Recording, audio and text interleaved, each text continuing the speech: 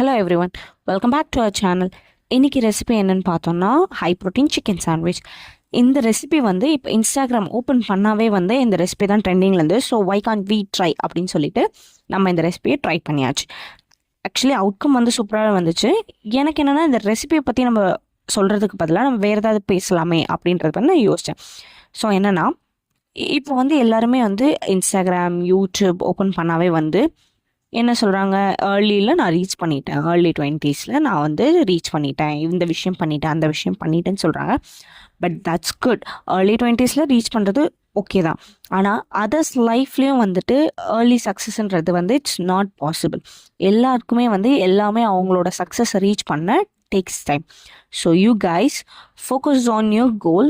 So மற்றவங்க பற்றி யோசிக்காமல், இன்ஃப்ளூயன்சஸ் வந்து ஏர்லி சக்ஸஸ் ஆகிட்டாங்க, நம்ம இதை பண்ணலாம் அதை பண்ணலாம்னு யோசிக்காமல் focus on your goal and run towards your goal. So அதுதான் இதை தான் வந்து நான் உங்ககிட்ட சொல்ல நினச்சது. It's completely my point of view. இதை பற்றி நீங்கள் என்ன நினைக்கிறீங்கன்னு மறக்காமல் கமெண்ட் செக்ஷனில் சொல்லுங்கள். அதே மாதிரி ஏர்லி சக்ஸஸ் வந்து இம்பார்ட்டன்ட் நினைக்கிறவங்க எல்லோ ஹார்ட் கமெண்ட் பண்ணுங்கள். அப்படி இல்லை இட் டேக் சம் டைம் அப்படின்னு நினைக்கிறவங்க மறக்காமல் ரெட் ஹார்ட் கமெண்ட் பண்ணுங்கள். So back to the recipe. நம்ம சாண்ட்விச் வந்து சூப்பராக ரெடி ஆகிட்டுருக்கு. இன்னும் சொல்லப்போனால் it's one of the easiest ரெசிபின்னே சொல்லலாம்.